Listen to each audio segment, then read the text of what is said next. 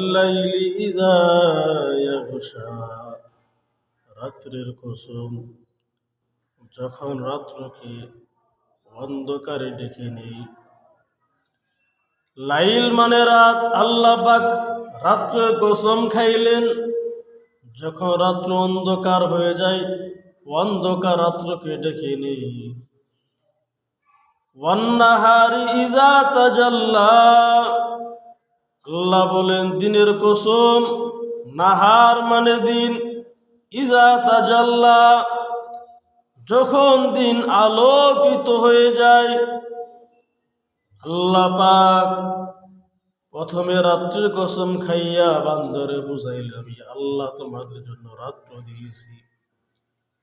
সূর্য অস্তে গেলে তখন আল্লাহ পাক আপনার আমার জন্য রাত্র দিলেন আরামের জন্য, ঘুমের জন্য। আবার আল্লাহ পাক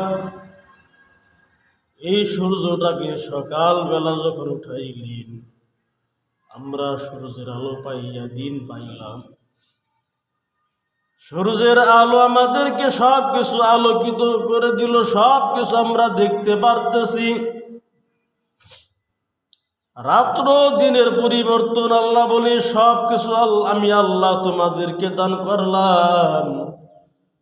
আমি আল্লাহ তোমাদের জন্যই রাত্র দিয়েছি, তোমাদের জন্যই দিন দিয়েছি। আল্লাহ বলে আমি আল্লাহ রাত্রের দরকার নাই, দিনেরও দরকার নাই, সব কিছু তোমাদের জন্যই দিয়েছি। এ রাত্র আল্লাহ আমাদের জন্য দিয়েছেন, দিনও আমাদের জন্য দিয়েছেন, আমাদের জন্য আরামের জন্য। দিনের বেলা আমরা কাজগুলো সারতে পারি সব আমাদের প্রয়োজনের জন্যে। রাত্র আল্লাহ আমাদের দিয়েছেন, সারাদিন যে কষ্ট করলাম, সারাদিন পরিশ্রম করলাম, কাজ করলাম, তো রাত্রেবেলা আরামের দরকার, ঘুমের দরকার।